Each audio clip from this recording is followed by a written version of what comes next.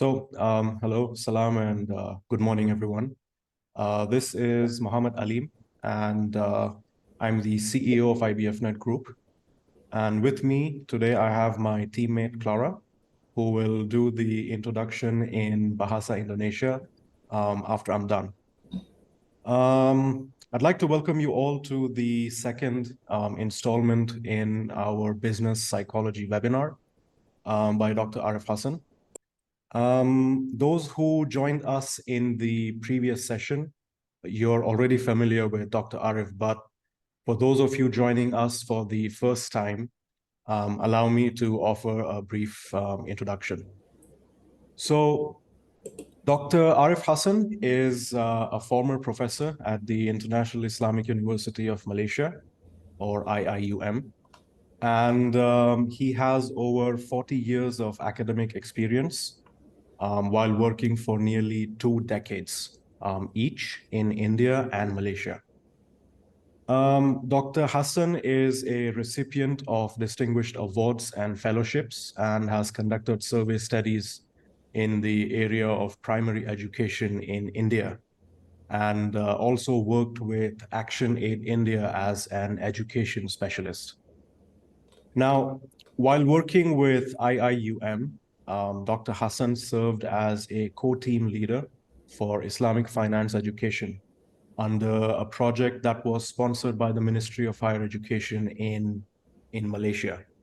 His research works are in the areas of organizational justice, leadership, motivation, HR practices, entrepreneurship, decision-making in government organizations, job quality, and case studies in management. In short, one of the most qualified people to be giving you today's webinar. Now, it's currently 10 a.m. in Jakarta and 2 p.m. in Australia, which is where Dr. Arif is based in. And today is a Saturday. So if you're unable to join us or need to step away, we will have a recording of this session available on our YouTube channel, which is also where you will find the recording of our first session that took place a few days ago. Now, one last information before I hand over the session to Dr. Arif. As mentioned in our registration page, the attendees of today's webinar will receive a certificate, but these are no ordinary PDF certificates because these will be verifiable and shareable. Each certificate comes with its own unique ID and can be verified online, much like the certificates that you receive from platforms like Coursera, EDX, and Udemy. Also, if you attend all 10 webinar sessions, you get an additional certificate from Netversity, which is our learning platform. The certificate will highlight that you have attended all 10 sessions in the business psychology webinar series. Of course, to be eligible for these certificates, you need to confirm your attendance by visiting a link that will be shared later during the webinar. If you have any questions for Dr. Arif, you can send them via chat to me. And if they are relevant to today's webinar, we will address them towards the end, time permitting, of course. So now, Clara, please, can you translate what I said for our Bahasa viewers? Thank you. Okay, thank you. Can you hear me? Terima kasih semuanya kepada teman-teman yang para hadirin yang sudah hadir pada pagi hari ini. Perkenalkan saya Clara, salah satu tim dari IBF Net Group, dan saya ingin menyambut Anda semua pada sesi kedua dari sesi webinar psikologi bisnis oleh Dr. Arif Hassan pada pagi hari ini. Bagi Anda yang telah mengikuti sesi sebelumnya, tentu sudah tidak asing lagi ya dengan dokter, tapi bagi Anda yang baru pertama kali bergabung dengan kami, izinkan saya untuk memberikan perkenalan singkat kembali, yaitu terkait Dr. Hassan. Dr. Arif Hassan sendiri adalah mantan profesor di International Islamic University of Malaysia, atau yang disingkat IIUM. Beliau memiliki lebih dari 40 tahun pengalaman akademis dan bekerja selama hampir 2 dekade baik di India dan Malaysia. Dr. Hassan sendiri telah menerima penghargaan dan beasiswa terkemuka dari Action Aid dan pernah juga bekerja di sana Beliau mendapatkan beasiswa dan telah melakukan studi survei di bidang pendidikan dasar di India sebagai spesialis pendidikan. Saat ini ketika bekerja di IUM, Dr. Hasan menjabat sebagai ketua tim untuk pendidikan keuangan Islam di bawah proyek yang disponsori oleh Kementerian Pendidikan Tinggi di Malaysia. Karya-karya penelitian beliau saat ini berada di bidang keadilan organisasi, kepemimpinan, motivasi, praktek-praktek SDM, kewirausahaan, pengambilan keputusan dalam organisasi pemerintahan, kualitas pekerjaan, dan studi kasus dalam manajemen. Intinya, secara singkat, beliau itu salah satu orang yang paling mempengaruhi saat ini dengan syarat untuk mengisi webinar hari ini. Dan beliau juga sekarang saat ini berada di Australia ya. Di sana saat ini pukul 2. Kalau di Indonesia kita jam 10, di Jakarta kalau di sana beliau saat ini jam 2. Dan di mana hari ini karena hari Sabtu, jadi kalau misalnya teman-teman tidak dapat hadir dan bergabung langsung di website saat ini, kita juga bisa menyediakan rekamannya di kanal YouTube kami, dan tentu saja teman-teman bisa mengikuti juga webinar yang ada sebelumnya. Jadi tentu saja tidak akan ketinggalan ya untuk webinar sebelumnya. Dan pada saat hari ini, informasi yang perlu kita informasikan juga yaitu di halaman registrasi para peserta webinar akan mendapatkan sertifikat. Tapi sertifikat ini bukan hanya sertifikat PDF biasa, karena sertifikat ini dapat diverifikasi juga dan dapat dibagikan. Setiap sertifikat dilengkapi dengan ID unik dan dapat diverifikasi secara online, seperti halnya sertifikat yang Anda terima ketika Anda melakukan online course ataupun webinar di platform seperti Coursera, IBF, dan Udemy. Selain itu, jika Anda menghadiri semua sesi webinar ini, di mana total webinar ini ada 10 kelas, Anda akan mendapatkan sertifikat tambahan dari Netversity yang merupakan platform pembelajaran dari IBF Net. Sertifikat ini akan menunjukkan bahwa Anda telah menghadiri semua 10 sesi dalam sesi webinar psikologi bisnis. Dan untuk mendapatkan sertifikat ini, Anda harus mengkonfirmasi kehadiran Anda dengan mengunjungi tautan yang ada dibagikan saat webinar berlangsung. Jadi jangan dilewatkan ya untuk mengisi daftar hadir, dan pastikan Anda bisa mendapatkan semua sertifikat yang telah kami siapkan. Dan jika Anda memiliki pertanyaan untuk Dr. Arif, teman-teman juga dapat mengirimkannya melalui chat, baik itu kepada saya ataupun nanti di kolom chat. Dan jika pertanyaan tersebut relevan dengan webinar hari ini, kami akan membahasnya di akhir acara jika waktu memungkinkan. Jadi jangan sia-siakan waktu dan silakan menikmati presentasi dari Dr. Arif dan take note ya hal-hal pentingnya.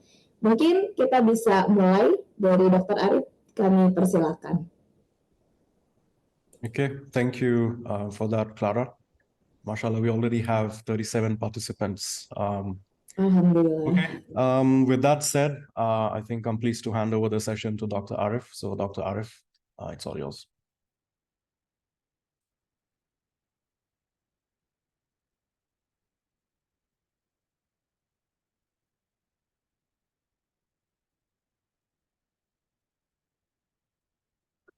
Alhamdulillah. Thank you very much, Elaine, Yep. Sister Clara, and all the participants. I'm very, very happy to join you again in this webinar phase. Well, I'm going to talk today on understanding individual differences. Those who have listened to my first presentation would perhaps be aware that I was talking more on how important it is for all of us to understand ourselves, self-understanding, okay, which can make us a better person, which can improve our interpersonal relationship, and can be a good, translate into a good job performance as well. Today I'm going to talk on how important it is also for us to understand others in terms of their differences. Why? Because we all know that all of us differ as many times as you see our fingerprints, right? There are a lot of differences among every one of us. And it is very important to understand as well as appreciate these differences.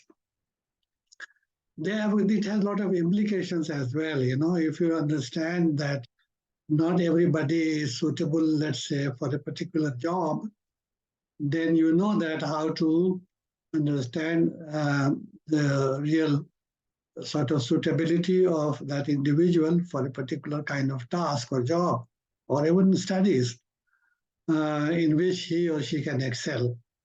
So understanding individual differences is very, very important, particularly in business domain.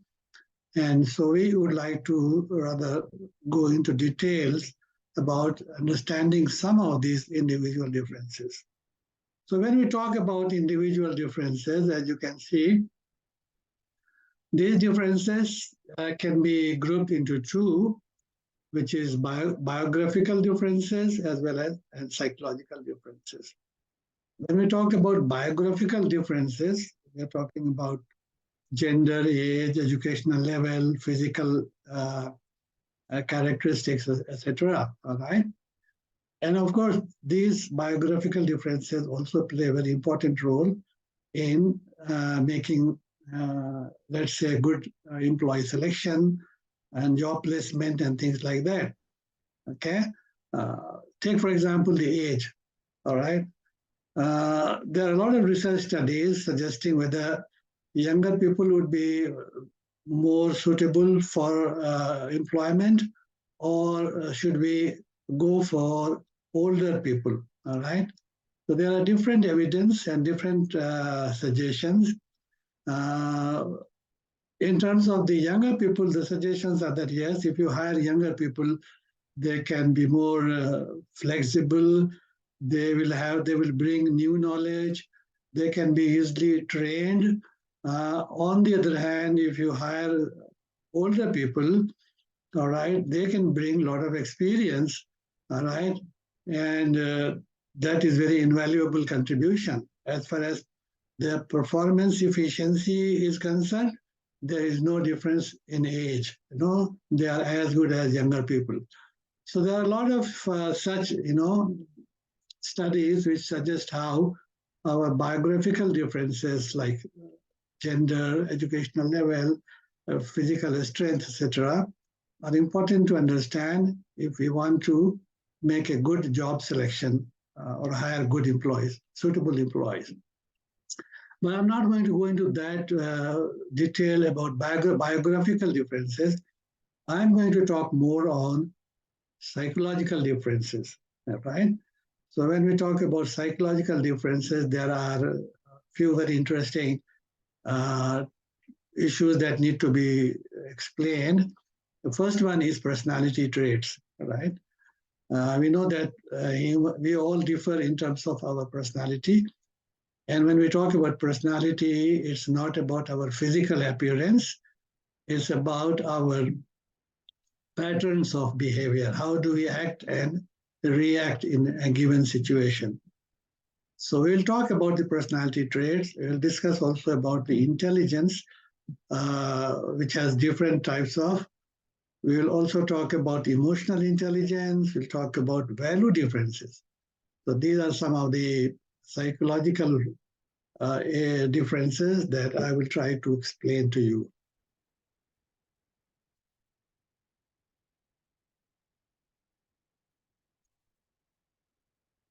As I told you, there's a lot of, there is a good number of reasons why should we examine these differences, whether it is biographical or psychological, okay, because they have got profound effect on our job performance and pattern of behavior.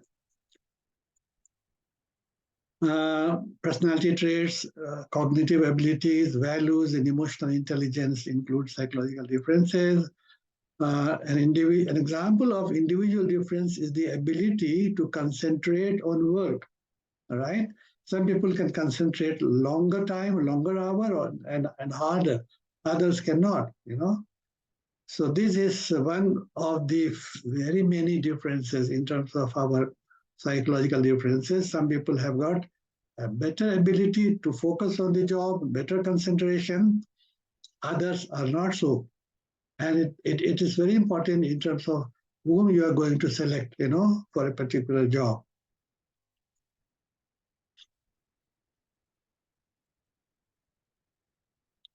So now let me just explain to you what is called personality traits. Okay. Personality trait is the enduring characteristics of individuals' behavior. Enduring characteristics means that personality traits are the characteristics which do not change easily. It is quite enduring. And also the pattern of behavior that comes from that particular trait emerges consistently in multiple situations. For example, if somebody is a shy person, that person would be showing his shyness in every situation, in most of the situations, okay?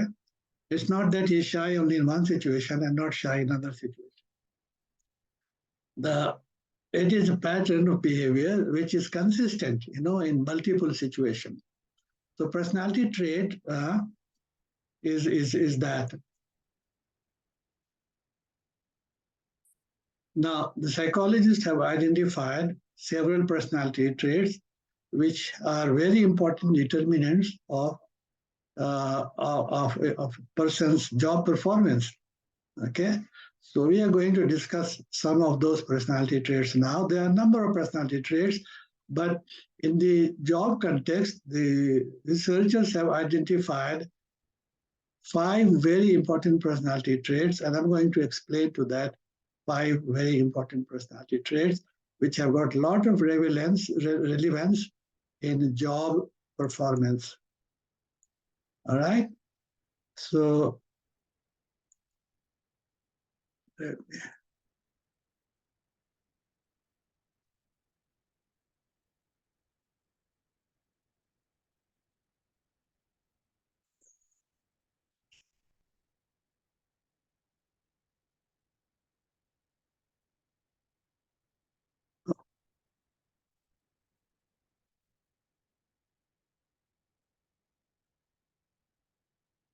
all right. So these 5 personality traits are: number 1 called openness or openness to experience. Number 2 is called conscientiousness. Number 3 is called extraversion, which is the opposite is introversion. Number 4 is agreeableness. And number 5 is neuroticism, right? Or emotional maturity. Okay. So what are these personality traits? Openness or openness to experience is a personality trait.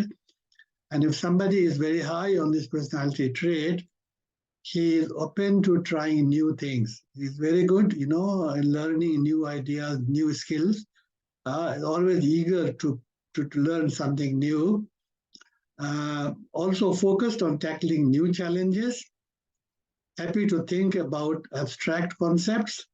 Very creative and happy to think about abstract concepts. So that's the characteristics of a person who is very high on openness personality trait.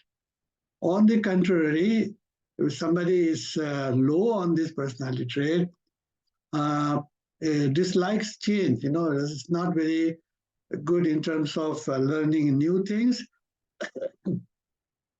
He wants to stick to whatever skill or knowledge that he or she has, doesn't want to change much, doesn't enjoy new things, resists new ideas, not very imaginative, and dislikes abstract or theoretical concepts. So this is called openness to experience. Second one is called conscientiousness. Conscientiousness is a very, very important personality trait, and most of the employers would like to hire employees who are very high on these personality traits. So people who are high on this, they spend time preparing. They are very good, in advanced preparation, finishes important task right away, would not sort of leave the job or task midway, will always try to complete it. This person pays attention to detail, enjoys having a set schedule, and is a very dependable and reliable kind of person. No wonder all employers would like to hire somebody who is very high on this personality trait. You can rely on that person, very dependable. When he takes the responsibility, he or she will complete that. Opposite to that, those who are low on this trait, of course, they don't like structure and schedule. They dislike it, make everything messy, fails to return things or put back things at the right place. They are very good in procrastinations also. That is, they always try to delay the things and cannot be trusted. So naturally, this is not a good personality trait if you are low or somebody is low on this. All right. The next one is called extraversion, and the opposite of that is introversion. We all know that very well. I think it's a very familiar personality trait. The extroverts are very sociable person. They always try to be in the center of attention. They enjoy meeting new people. They always feel very happy in large gatherings. They are very social. They feel energized when around other people. So their energy, comes from other people. They would like to mingle. They would like to interact. They are very social kind of. Extroverts are very social people. On the opposite side is the introverts, who are basically very like solitude. They get more energy when they are alone than in the groups. They find it difficult to stay in a long conversation. They will very carefully think things before they start speaking. Okay, they dislike being in the center of attention.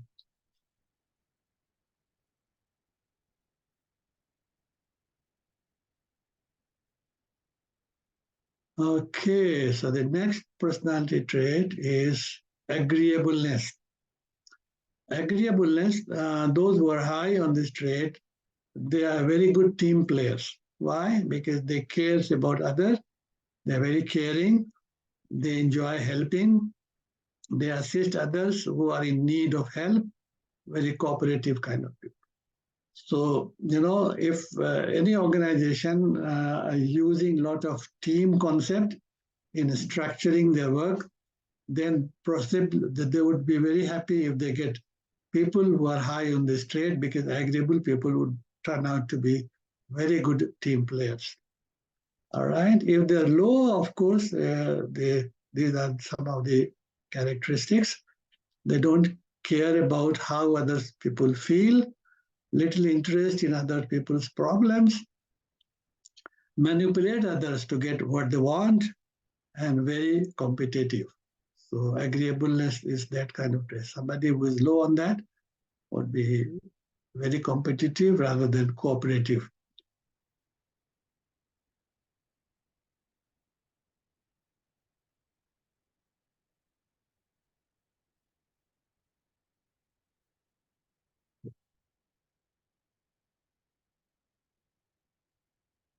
The last one is neuroticism. Okay, the neuroticism is a personality trait which is when it is somebody is high on that, that means that person is very emotionally immature. All right. On the other hand, if this is low, if this trait is low, the person is emotionally strong. So this trait suggests that if somebody is very emotionally weak, then he would be considered a neurotic kind of person. Okay, so neuroticism is that personality trait. Those who are high on this trait, as you can see, they experience a lot of stress. They're always under stress.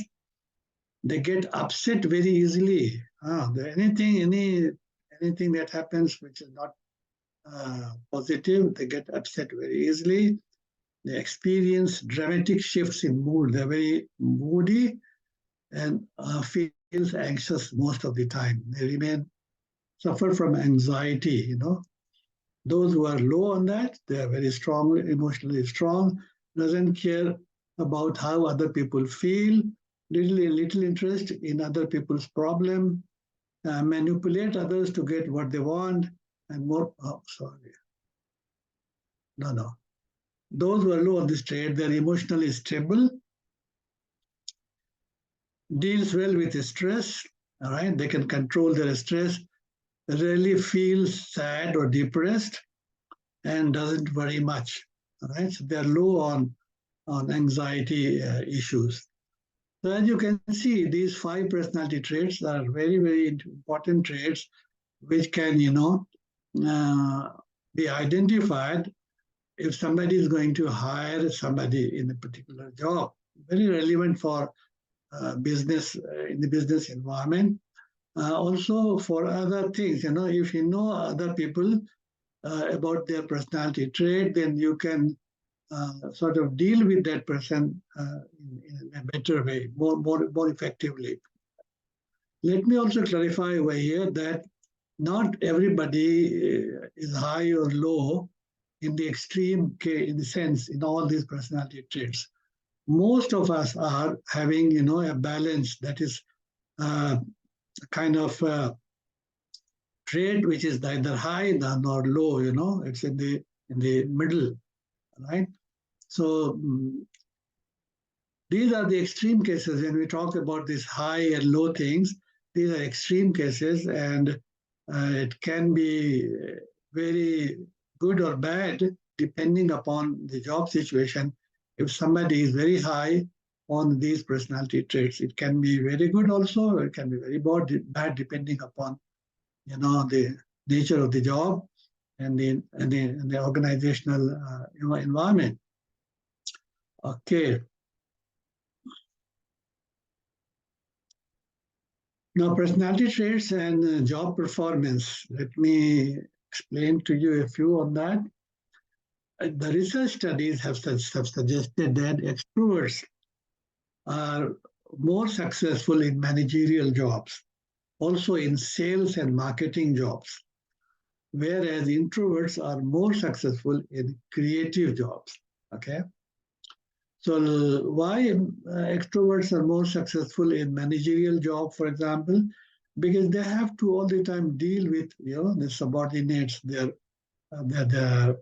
people who are working under them. And if they are not good in talking and they are not good in, sort of interacting with them, they are very shy people. If they remain, isolated to his or her team members, they cannot be very successful managers. Managers need to be a little bit higher on this trait. It's also true of sales and marketing job, as you know that. Those who are high on this trait, that is extroverts, they enjoy meeting people, talking to them, so it's not suitable for job for introverts kind of things, okay?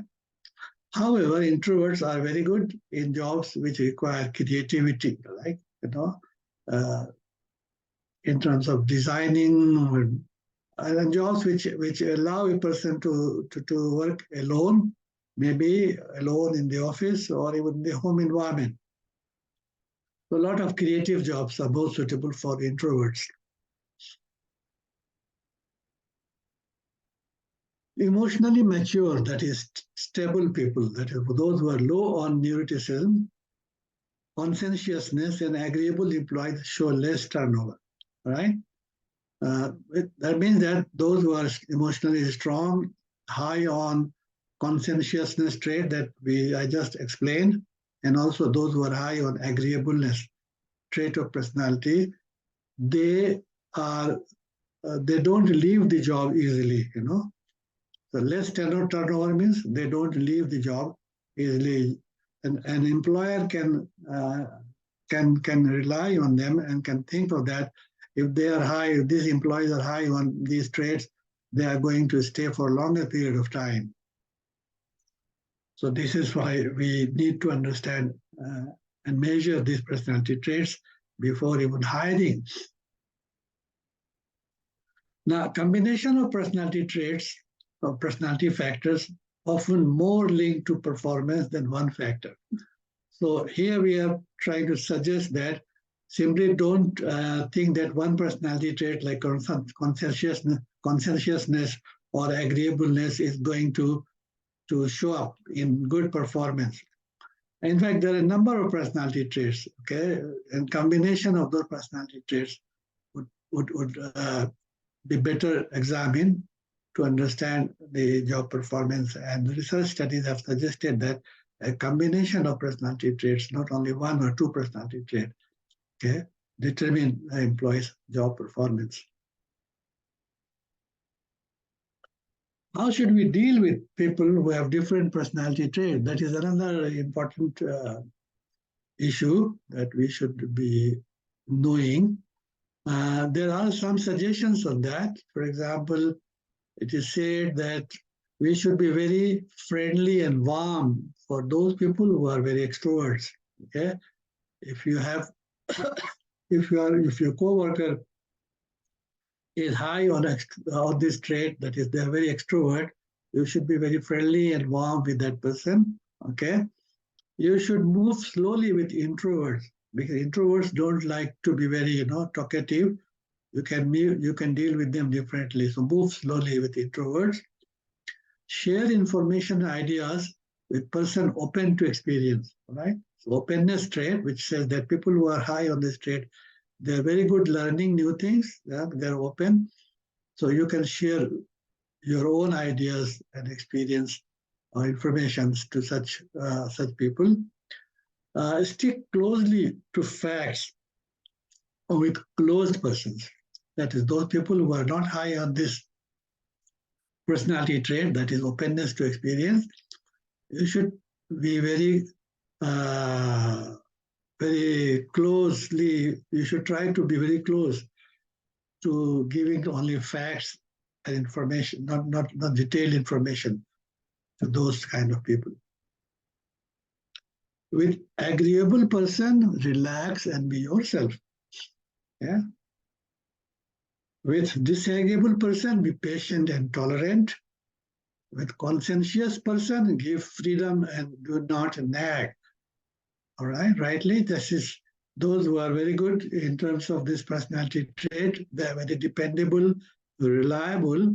So give them freedom. No need to, hang around on their head and try to always nag them with all kinds of instructions, because they are very good in terms of taking responsibilities. There is no need to do that. Okay? Keep close tabs on low conscientious persons. On the other hand, those who are low on this personality trait, you need to be very closely watching them. All right. So next, from personality trait, I'm now moving on to discuss a little bit about cognitive ability, right? Which is also a very important determinant of somebody's job performance.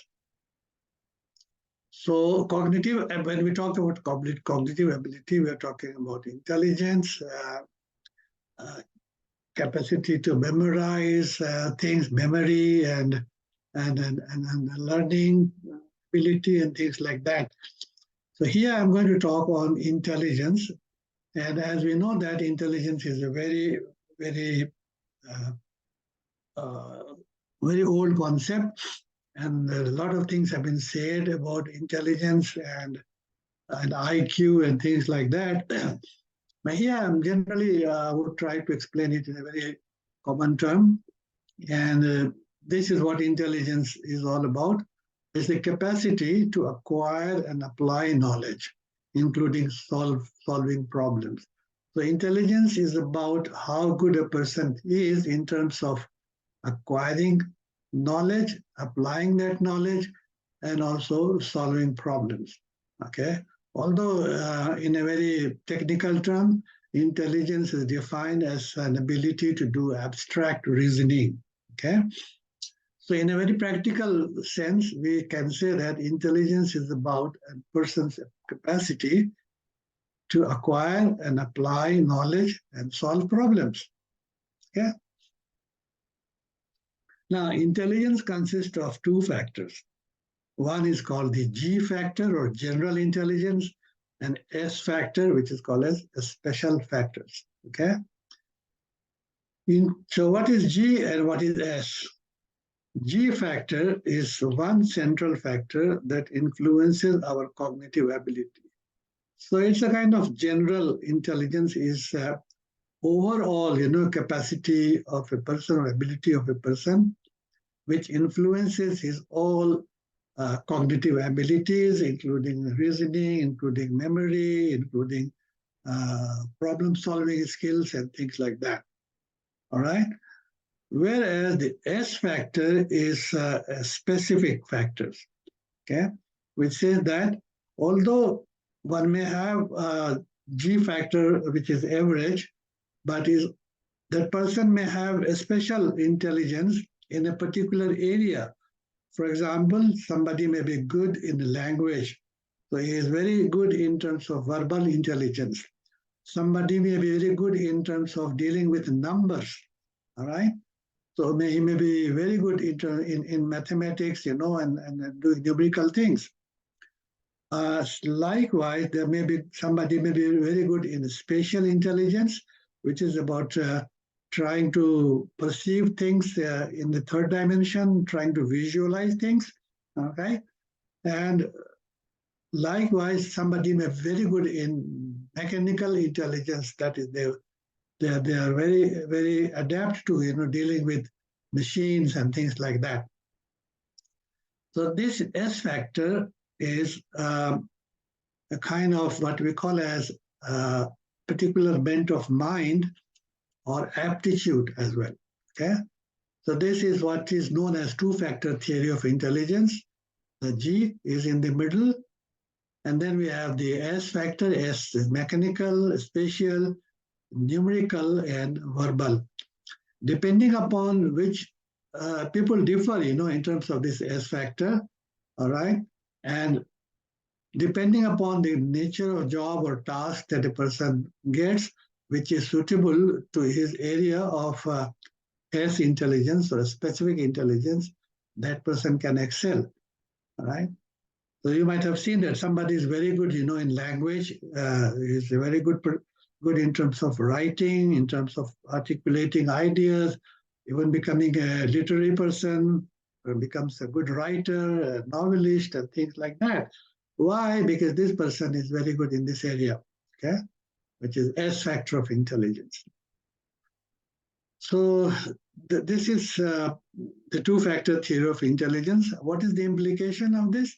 The implication is that if somebody is able, if our educational system, for example, is able to identify this S intelligence, so that is S factor, specific intelligence, and if that person is, or that person is given the right kind of education, he will not only excel in that area, but also enjoy that, because this is what he or she likes.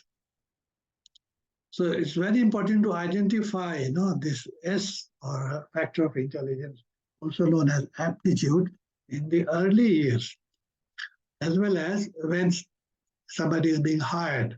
It is also very important to measure the S factor of intelligence or the aptitude and place in that person into the job which suits to his aptitude.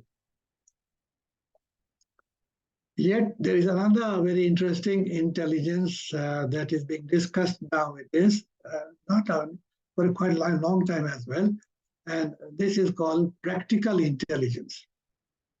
So what is practical intelligence? It is people with high practical intelligence are street smarts and have good intuition.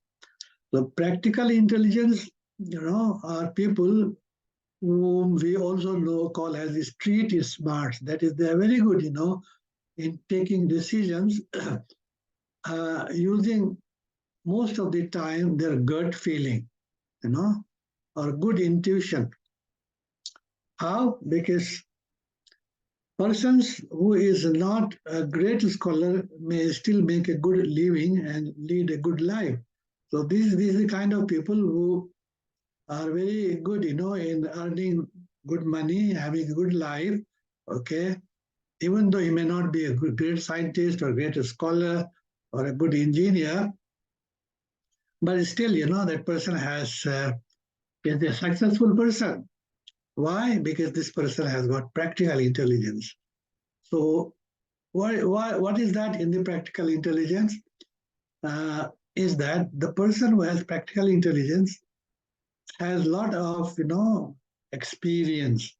Okay, that experience helps him in taking intuitive decisions. You cannot have a practical intelligence if you do not have good experience in that particular area. So with experience comes what we call as tacit knowledge. There are two types of knowledge. We know that the explicit knowledge and the tacit knowledge. The explicit one, which can be documented, could be written, whereas the tacit knowledge is the knowledge which resides in our subconscious, in our mind. And whenever there is a tricky situation, whenever there's a time to take a good decision, that tacit knowledge comes into play. And that tacit knowledge comes with experience. You cannot have this unless you have experience in that area. So, for example, take a surgeon or a doctor. Okay, you would not go by the step-by-step, decision-making process to take a decision. Rather, his experience tells him that take this treatment and do this during surgery, and he does that. So that is what is called as practical intelligence, which comes with experience. Practical intelligence comes from experience. Experience is helpful in developing intellectual skills and judgment quality, right? So practical intelligence is also talked about nowadays. Next, we are going to discuss a little bit about emotional intelligence. And emotional intelligence is defined as a person's quality such as understanding one's own feeling, having a good understanding of others' feeling, which is empathy, control on his own emotions, and building social relationships. The emotional intelligence consists of four very important components.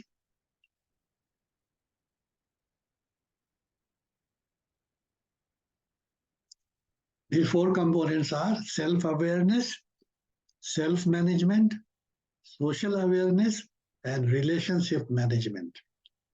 Right. So self-awareness means this person is very good understanding himself, his or her mood, emotions, and feelings and needs. Very good understanding. And secondly, this person is very good in controlling one's own emotions. That is self-management. Is not in a hurry to satisfy his needs.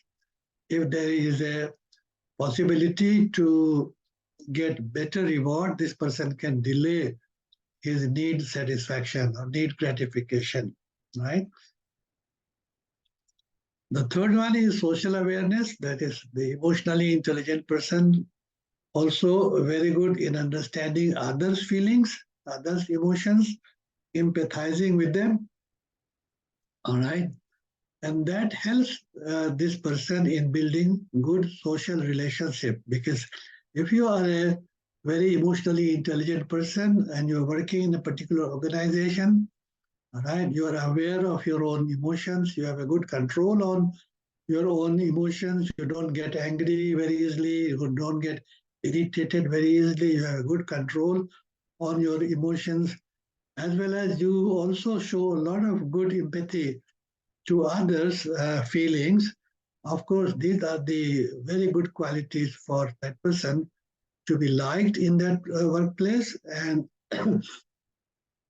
would develop good relationships with co-workers in that organization, and that can benefit him. In fact, Daniel Goleman, who has given this concept of emotional intelligence is that for a job promotion or job success, one need not be superior in intelligence. Even an average intelligent person can get good job success and good promotions, provided that person is high on emotional intelligence. So emotional intelligence is a better job predictor of job success, such as getting a promotion, okay, in the job. Next, we're going to talk about individual differences in terms of values. You know that values are a very important factor that differentiates or distinguishes from people to people, not only across cultures, but also within the community, within the society, within the particular country as well. A lot of individual differences also in terms of these fundamental beliefs and principles that guide our behavior.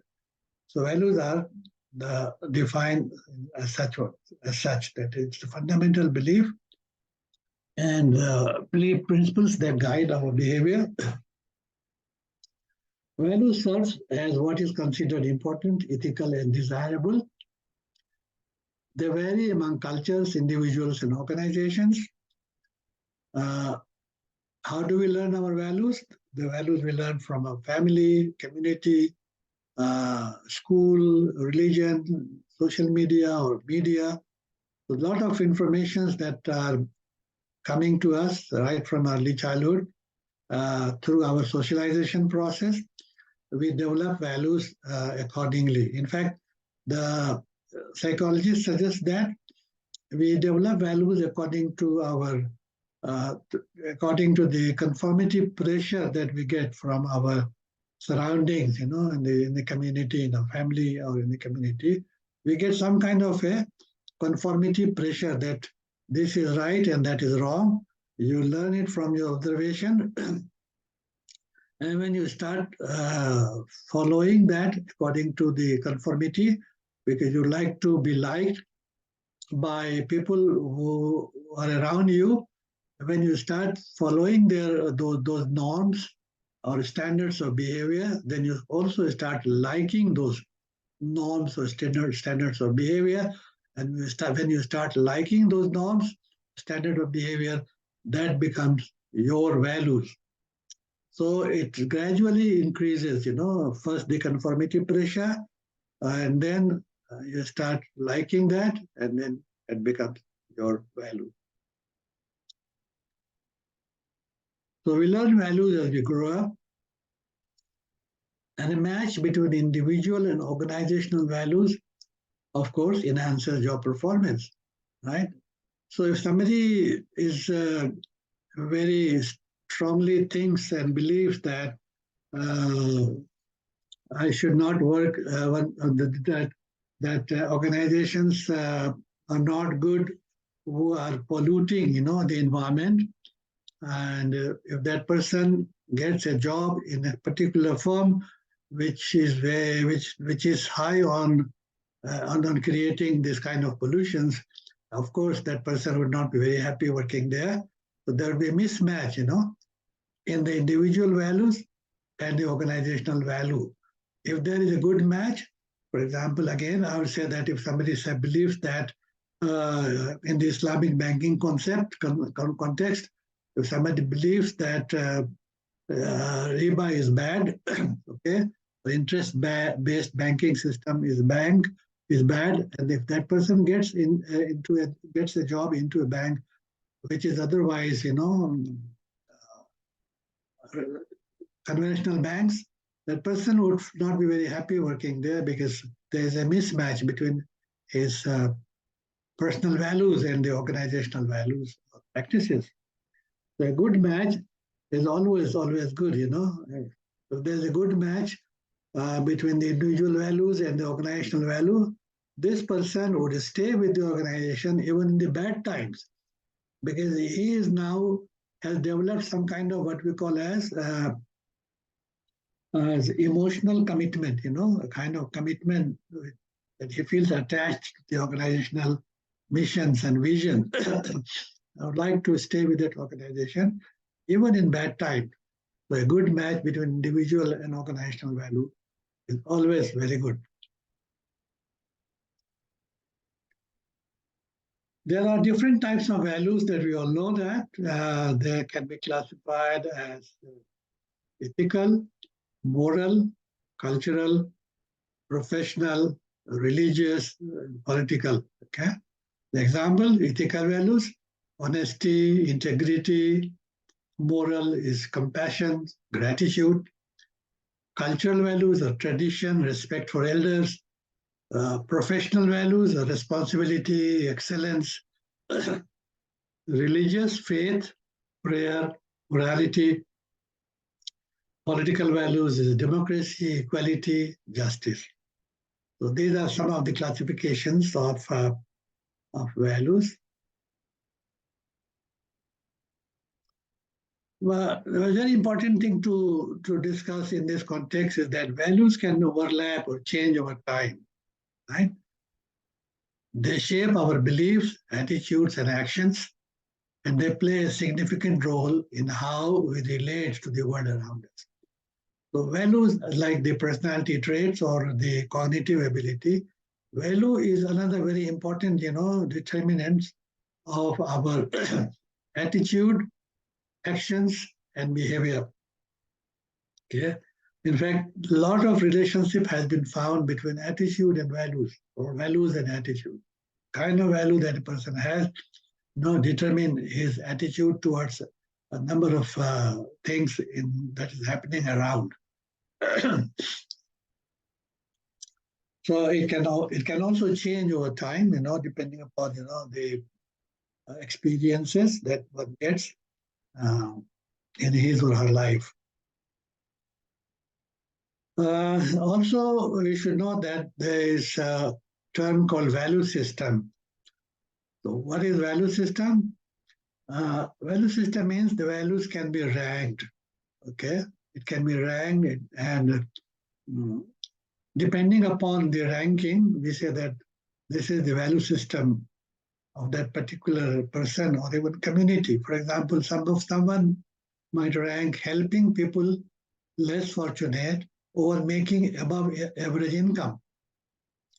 For this person, the priority is helping other people who are less fortunate over making above average income.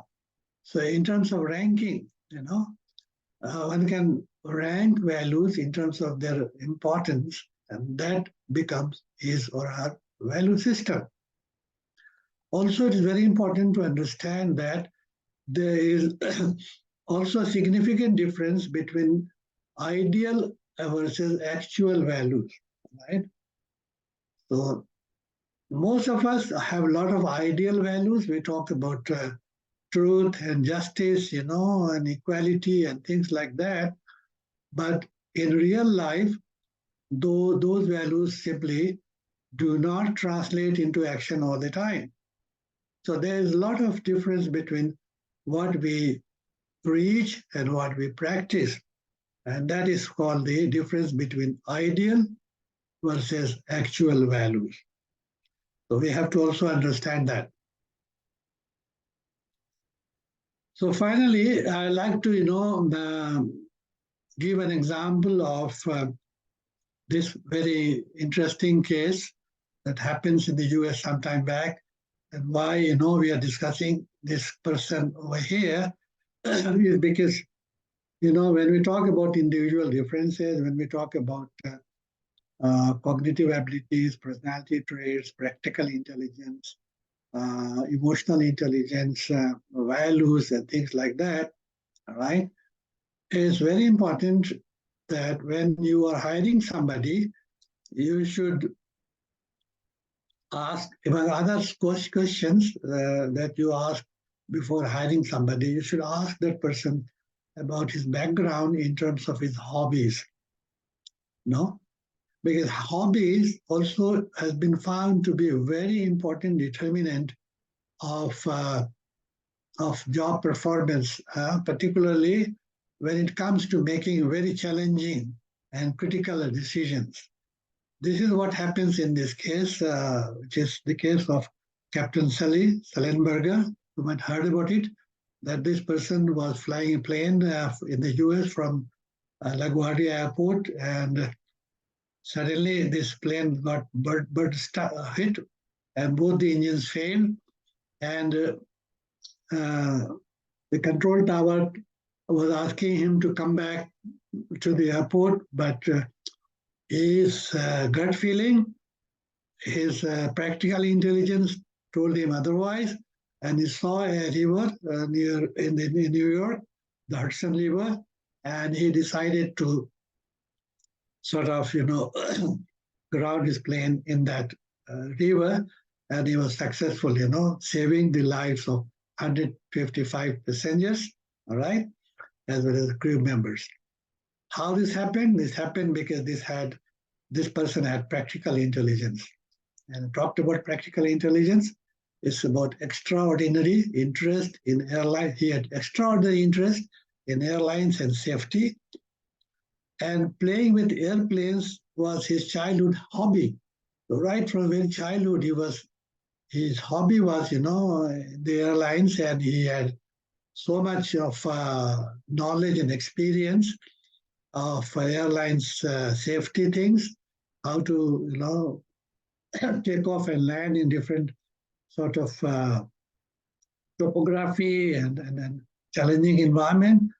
And this is how he was able to save the lives.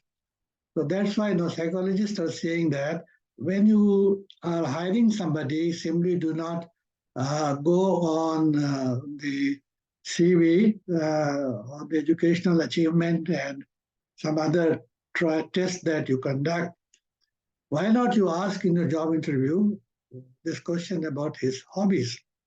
And hobbies can be a very good predictor of the kind of person you are looking forward to.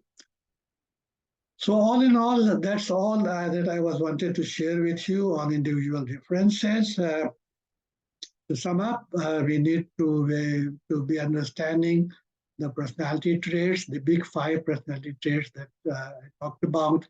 And people based upon their personality trait, you will be able to hire them. You will be able to deal with them appropriately. Similarly, when you know about the cognitive abilities of a person, how they differ in terms of their specific intelligence, as well as the general intelligence, measure those things, all right? And also know more about the emotional intelligence, about their values and how they differ, you can make good decisions in the business environment. You could be able to hire the right kind of person who can stay with your organizations and can give you some good performance. All right? So that's all for today. Thank you. Well, thank you, Dr. Arif. We actually crossed 100 participants today. Oh, wonderful. Stayed like that until the very end, so it's pretty cool. Okay, thank you so much, Dr. Arif, for that extremely informative session. I haven't really received any questions from the participants. Clara, have you received any questions in Bahasa? No. I think most of the participants today are from Indonesia. Yes. Yeah. All right. Okay, in that case, I think we can conclude the webinar today. For those of you who would like a certificate for today's session, please visit the link that has been shared to you via the message. Oh, actually, I think someone has just sent a question. Dr. Arif, Ismail says, is it possible to reach a level of intelligence among nations as in individual intelligence? If you don't pay, what are the key factors that make it happen? Level of intelligence at a national level? Among nations as in individual intelligence. I believe so, yes, the national level. You're talking about national intelligence? Yeah. Well, national intelligence is, I would say, consists of how good are people in that particular nation, okay? in terms of their cognitive abilities. As far as the cognitive abilities are concerned, it is said that it is genetically determined. It's not that you can develop it through education and training and things like that. Of course, the exposure to the social environment do play a role in developing some of these abilities. But there is a universal truth that human beings all over the cultures, all over the nations, they carry their own cognitive abilities, which is basically determined genetically. Okay, you cannot develop intelligence through education and training. It's a cognitive ability which comes by birth. But there are studies which say that as we are entering into the 21st century, and then because we have different kinds of upbringing as well as the other factors in terms of our growth, including the kind of nutrition that children are taking in developed countries particularly, those things also affect the mental growth, and that constitutes the national level sort of cognitive ability. People who are malnourished, children who are malnourished, all right, do not get enough, high sort of food which is nutritious, and do not live in a hygienic environment. Of course, these factors will, just like physical health, will also affect the mental growth of that kind of a child. Right. But as far as the intelligence is concerned, it's genetically determined. Of course, other factors can help in the growth. Yep. Okay. Clara, can you translate the attendance thing to Indonesia? Yeah. Sorry, there is one question more. Is it okay to ask? I think we can take one more question. Okay. This is the question from Indonesian participant. What is the relationship between psychological traits and mental health conditions such as anxiety or depression? I'm sorry, I couldn't properly hear you because there's a lot of vibration. Alim, can you relay that question to me? Yeah. Clara, can you type the message? No, you can just speak that, Alim. Okay. So what is the relationship between psychological traits and mental health conditions such as anxiety or depression? Yeah, it's a good question. I think I already talked about that. One of the personality trait, which is called as neuroticism, is a mental state. People who are neurotic are basically classified as having mental health issues. Those who are high on this trait, unlike the psychotics, the neurotics are considered less in terms of having a serious mental issue, but it is a mental issue. And those who are very high on this trait, they suffer from anxiety neurosis, right?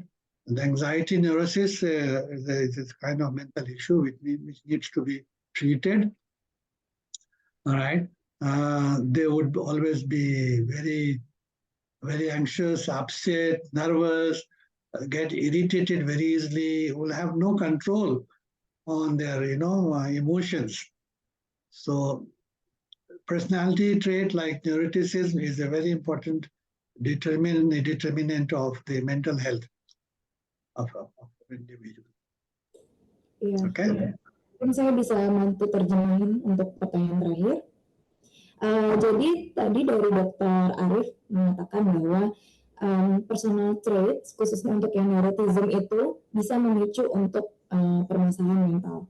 Tapi itu tergantung dari tingkat keparahannya. Karena kan dari salah satu ciri-ciri yang di neurotism yaitu anxiety, kalau misalnya dia semakin meningkat, maka kondisinya akan semakin parah dan itu bisa menyebabkan kepermasalahan mental yang lebih serius. Tapi untuk saat ini kalau misalnya orang yang normal pun itu normal gitu kalau misalnya memiliki psychologist trait gitu.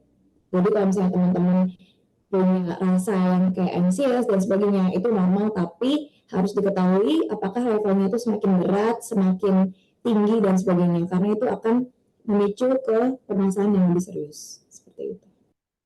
Just another note, because I believe there are some participants who've joined us in the last 10 minutes. Unfortunately, you're not eligible for the certificate for obvious reasons. But we will go through all of the participant reports. Basically, Zoom will tell us who joined when and for how long they've stayed with us. So accordingly, we will then submit the certificate. But please go to that link and confirm your attendance. Okay. I guess that's it. Sorry, there's one person that just joined right now. I'm sorry, you just joined when we are closing. For you, what we will do is we'll actually send all of you an email with the recording of this session once it's uploaded to YouTube, and hopefully you can watch the recording in the YouTube channel. Ya, jadi buat teman-teman yang baru saja join 10 menit terakhir, mungkin akan ketinggalan ya video-videonya, dan sepertinya teman-teman tidak bisa juga untuk memberikan pertanyaan. Jadi bisa langsung nanti untuk rekaman yang lebih lanjut bisa ke YouTube kami, ataupun nanti masuk di link yang sudah dibagikan di ibfx.co attendance, itu untuk yang teman-teman yang udah confirm, yang udah datang. Tapi kalau misalnya mau tahu lebih lanjut terkait videonya yang lengkap, itu bisa ke YouTube IBF Net Group. Seperti itu. Mungkin itu saja. Ada tambahan? Anything else, Mr. Halim? No, I guess that's it. Thank you, Dr. Arif, once again for your time, and thank you all the participants for joining us. Ya, terima kasih teman-teman semua. Yeah, we'll see you in the next part of this. Inshallah. Thank you very much, and see you next time. All right, thank you. Terima kasih, dokter.